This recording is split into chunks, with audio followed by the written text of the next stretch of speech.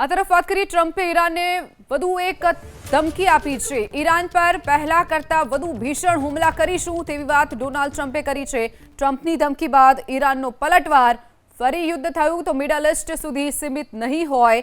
હારી ગયેલા લોકો સામે લડવાથી અમે ડરતા નથી તેવી પણ વાત ઈરાને કરી છે। ટ્રમ્પે જે ધમકી આપી, હવેનો જે વાર હશે તે પહેલા કરતા પણ ભીષણ હશે। ભીષણ હુમલા અમેરિકા હવે ઈરાન ઉપર કરવાના છે તેવી ટ્રમ્પની ધમકી હતી। તેના ઉપર ઈરાને પણ પલટવાર કર્યો છે। ફરી જો યુદ્ધ થયું તો ઈરાન કડકમાં કડક કાર્યવાહી કરશે અને હારી ગયેલા લોકો સામે લડવાથી અમે નથી ડરતા તેવી પણ વાત ઈરાને કરી છે। આ તરફ વાત કરીએ, ટ્રમ્પે ઈરાનને વધુ એક ધમકી આપી છે। ઈરાન પર પહેલા કરતા વધુ ભીષણ હુમલા કરીશું તેવી વાત ડોનાલ્ડ ટ્રમ્પે કરી છે। ટ્રમ્પની ધમકી બાદ ઈરાનનો પલટવાર।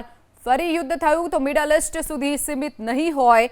હારી ગયેલા લોકો સામે લડવાથી અમે ડરતા નથી તેવી પણ વાત ઈરાને કરી છે। ટ્રમ્પે જે ધમકી આપી, હવેનો જે વાર હશે તે પહેલા કરતા પણ ભીષણ હશે। ભીષણ હુમલા અમેરિકા હવે ઈરાન ઉપર કરવાના છે તેવી ટ્રમ્પની ધમકી હતી। તેના ઉપર ઈરાને પણ પલટવાર કર્યો છે। ફરી જો યુદ્ધ થયું તો ઈરાન કડકમાં કડક કાર્યવાહી કરશે અને હારી ગયેલા લોકો સામે લડવાથી અમે નથી ડરતા તેવી પણ વાત ઈરાને કરી છે।